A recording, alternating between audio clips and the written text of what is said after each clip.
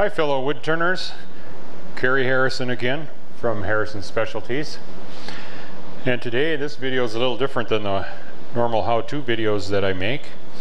As many of you know, I make the line of simple wood turning tools, carbide tipped wood turning tools, and I get a lot of questions from customers about what I think about different lathes. So I thought I'd do a video that explains the difference between two lathes that I have. I've got a Jet 1642, that's this one back here. I've had this lathe for, I don't know, a year and a half, something like that. And it's a great lathe. I really like it. I've enjoyed turning with it, and you see it in some of my videos. The problem is it's not big enough, so I decided to buy another one.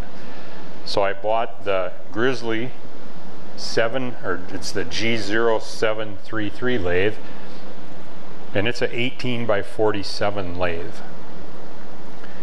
And I thought, you know, I'll just kind of show how these lathes compare.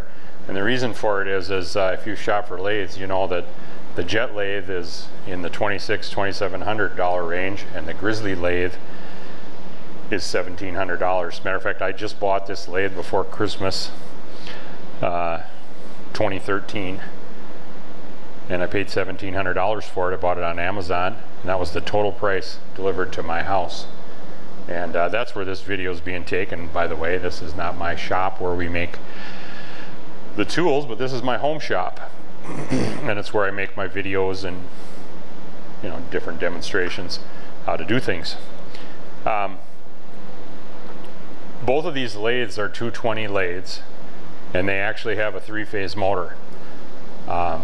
They're both 2 horsepower, and they have what's called a VFD, or variable frequency drive, that controls the three-phase motor and gives you this nifty digital readout here. It's a really nice feature. Some people say, well, how does it work for power? Well, here's the thing. The slower you go, the less power you have, because the VFD is varying the frequency. So when you're running at half speed, instead of 60 hertz, it's 30 hertz. And so you lose power. So if you like to do really big bowls and you know, you need to go slow and you need a lot of power, this kind of a lathe isn't really the way to go. You're better off with a lathe with a single speed motor and the step pulleys. Trouble is, you lose the nice variable speed feature of the VFD. So for the kind of turning I do, I really like this system. Now, before I really start picking on these two lathes, I got to tell you that if I had my eyes closed and I was turning, I couldn't tell you which lathe I was on. So when it comes to actual turning, it's about the same thing. They're both nice and smooth. They're both real quiet. They're heavy, so they're stable. The things that really matter, at least to me, are pretty much identical. Where the difference comes in is really in all the small stuff. The Jet lathe is much more refined. And what I mean by that is you can start out by, if you just feel the lathe, like right here at the edges of the waves, these have a chamfer. So when I run my hand on here, they're nice and smooth. When I get to the Grizzly lathe, there's no chamfer. And this is actually rough here. Does it matter? No, it doesn't matter. It's just more refined. And pretty much everything is sort of that way. The Jet lathe, they've spent more time with the fine details. Here's an example right here. Both of these lathes do have 2 ranges, high and a low range, and there's a step pulley in here. You notice on the Grizzly, or the Jet lathe, we got a thumb screw. Over on the Grizzly, they sort of forgot about the thumb screw and just put a Phillips head screw in. So a guy has to do this every time. You know, I'll get a thumb screw from Granger, or not Granger, McMaster Carr, and I'll replace this screw with a thumb screw. But now when it comes to time to change the belt, here's one thing you notice. The belt, the position of this door is over to the left more on the Grizzly lathe than it is on the jet lathe. And for some reason, it's just a lot harder for me to get my hand in here and work with these belts, or work with the belt on the jet than it is here on the Grizzly. So it's a little easier to change the belt on the Grizzly. The other thing about the Grizzly though, the first thing you notice when you get it is this plate is sitting on here, and by George, there's no hand wheel. So you see here we've got the, I guess this is a hand wheel, or I always use it for the, it's kind of the hand cylinder. But anyway, you have a way to spin the spindle. You don't have that over here. So the first thing I did was I took this off, and I got to thinking, well, how could I make a hand wheel? So I looked in here, and this little plate here is bolted onto here, and I guess that was supposed to cover the end of this up or something. How the guy could make a hand wheel and bolt it on there because there's threaded holes in there. Hopefully you can see that on the video, but you know, I don't know why they don't make a hand wheel. It's kind of crazy, but you know, that's just one of the things you notice. In actual practice though, because I leave this off, when I'm going to do something here, I'll just grab in here, reach in here and grab the pulley. Now, that's really not very safe probably, because we have the belt there. So, I'm not telling you to do it, I'm just telling you what I do. Here's another thing, while we're in this area here. The jet lathe has this nifty little button you push here that locks the spindle. And you see we've got the index holes here for if you want, and there's a pin of course that goes in here to index, so you can, you know, just index this around a little like we like to do sometimes. But I'm always and forever using this to lock the spindle when I take the chuck on and off, or a faceplate or whatever. You get over to the Grizzly, we don't have that. We got this pin. So this pin has to be put in here. Now the spindle's locked. The nice thing is it stays in there though. So it's not as handy, and you know, this thing is always over on the bench somewhere and I'm always looking for it or whatever. Maybe someday I'll make something like this. Well, I don't know, we'll see how it goes.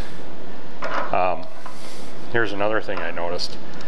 When you put the chuck on here, they didn't make the spindle quite right. This relief for the threads should extend all the way to this flat surface here, so that this chuck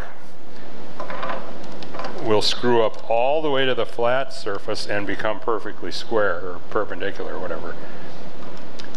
But because that, they didn't machine it down enough. You look over here at the jet lathe, and by George,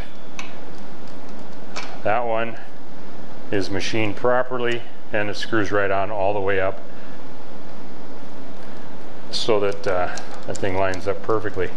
In actual practice though, to tell you the truth, it doesn't make any difference, at least that I could notice, because it does seem to still be on there square. It's just one of them things that's, you know, like I've said, it's the little things that are the difference here. Well, this is the Grizzly supplied faceplate. You see how that screws all the way up tight like it's supposed to. So I guess the stuff that Grizzly makes for their lathe is okay. This is a Vicmark chuck, by the way, so it's an aftermarket chuck. So in order to fix this, I would have to take this adapter off of here into my one of my metal lathes and bore that out a little, or I'd have to turn this down. That would be probably pretty tough to do.